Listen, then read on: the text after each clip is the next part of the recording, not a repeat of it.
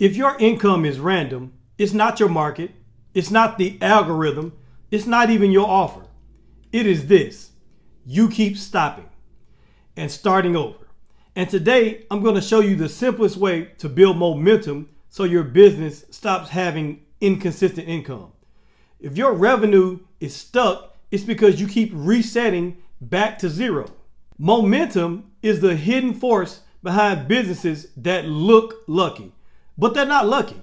They're not doing 10 times more than you.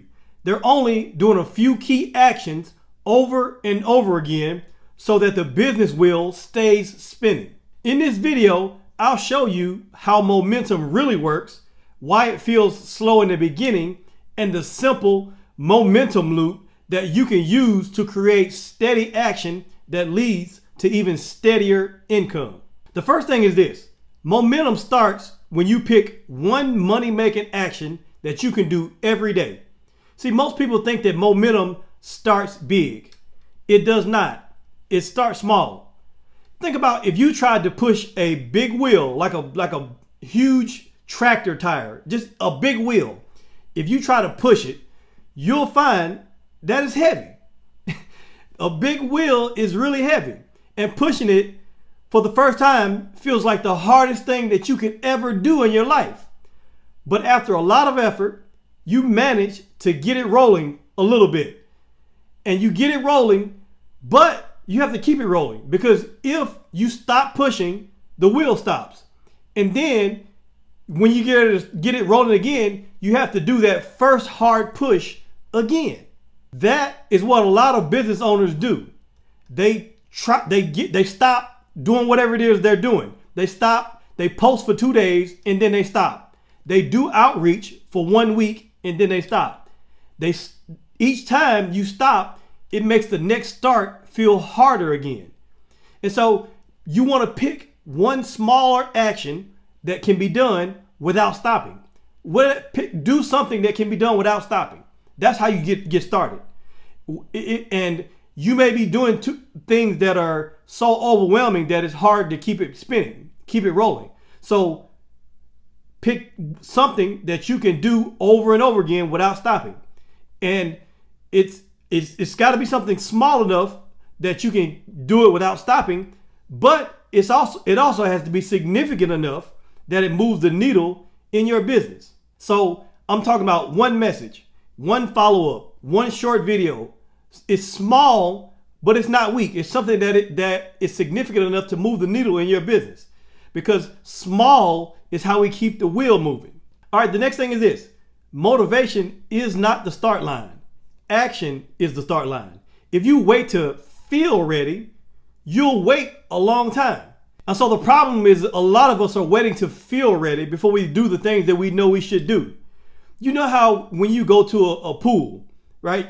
And you want to get in the pool, but the water, it feels so cold. It feels freezing when you first get in the pool.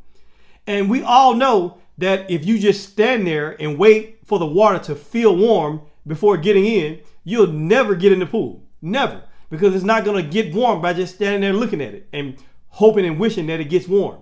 No. So what do? We step in little by little. We put 1 foot in. Then we put the second foot in. And then we go a little further and further until it gets up to our knees. And then it gets up to our thighs. And then it gets up to our hips, our waist, and then up to our chest. And so we get in the water slowly, little bit by little bit. And when you do that, your body starts adjusting to the temperature of the water. Well, business is just like that. That first small action makes the next action easier. But when you do nothing, you train your brain to keep doing nothing. But when you do something small, you train your brain to keep moving. And so stop asking, how do I get motivated? And start asking, how do I make the next step easy enough to do right now? This is how action starts. And action is where momentum is born. So the next thing is this: make the action achievable, and you will do it more, even on busy days, those hard days. See, the best plan is the one that you can do when life feels messy. Let's say you want to write a book. You know you want to write a book, but if you tell yourself, I will write a full chapter every day. That sounds good, but it feels big. And big feels heavy. And heavy makes you put it off. Now, if you say, I will write one messy page today, or I will write one messy paragraph today or every day, that feels a lot more achievable. And achievable gets done. And many times, once you start, you will find yourself doing more than one paragraph. But you know that you set out to do one paragraph. And if you go over, it's a bonus. And so the real win here is that you got started. That's the real win, that you got started. And so momentum loves things that are achievable. And if you want more momentum, you do not need more grind. You need less friction. Make the steps that you're going to take more achievable until you stop fighting it. And then later on, you can do things that are bigger and take more effort and energy. Next thing is this. Tie your action to a clear if-then trigger so it happens on autopilot. What is the if-then trigger? If-then trigger is any trigger that you set up for yourself. And when you say, if this happens, I will do this. If it is 9 o'clock in the morning, I will do this. If I sit down at my desk, the first thing I'll do is this. It's an if-then trigger. It's a trigger to trigger you to do the next action. You see, if you have a hard time with doing things, if it's not on a trigger, it's a hope and a wish. This is for people who have a hard time. Now, if you don't have a hard time, you don't need to use this.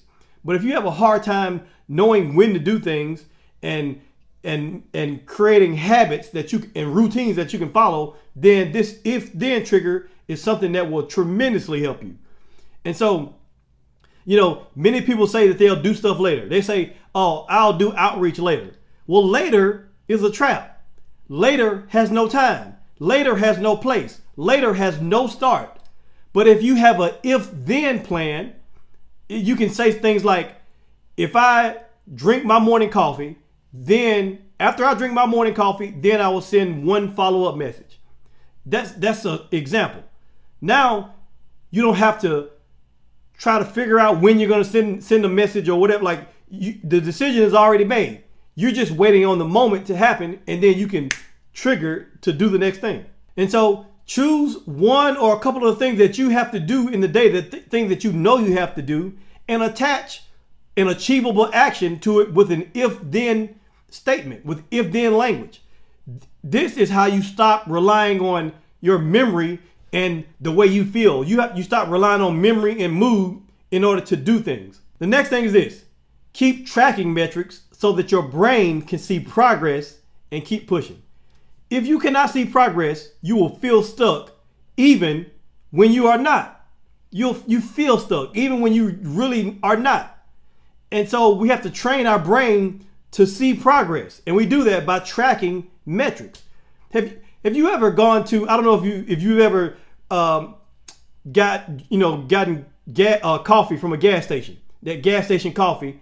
At some of the gas stations, they like to give you these punch cards, and it may have like 10 different, like if you buy 10 coffees, you get the next one free. And so they give you this punch card, and when you buy your coffee and they punch off, one of the coffee, there's little coffee things, and they punch up one hole in it. And now you say, oh, okay, if I buy 10 coffees, I get my 11th one free. And so when they give us that, we want to see the card fill up. And so what do? We buy more coffee. We go there every day until we get our card filled up. Like, that's the psychology behind it. And so when you see that card fill up, you want to keep going and getting your coffee. Well, this is how people work. This is how we work. When we see the progress that we're making, our effort goes up. And so if we do not track what we're doing, then every day feels the same. And your brain says, this is not working because you don't see the progress. And when you don't see the progress, that's when people quit way too early. And so track your metrics. Whatever metrics are meaningful to you in your business, track your metrics. You can start simple.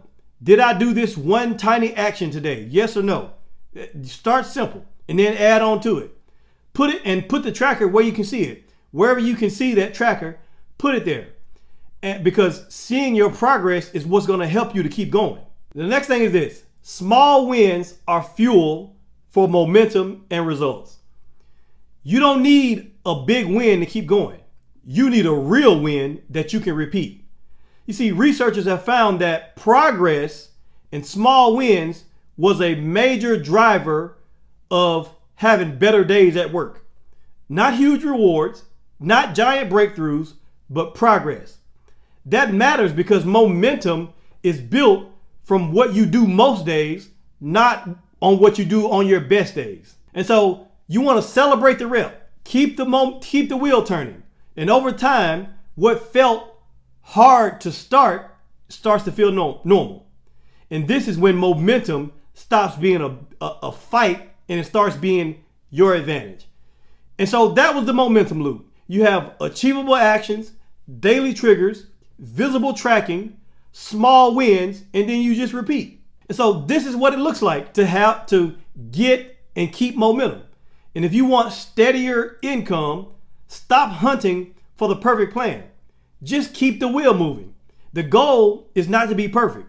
The goal is to stop going back to zero and starting over.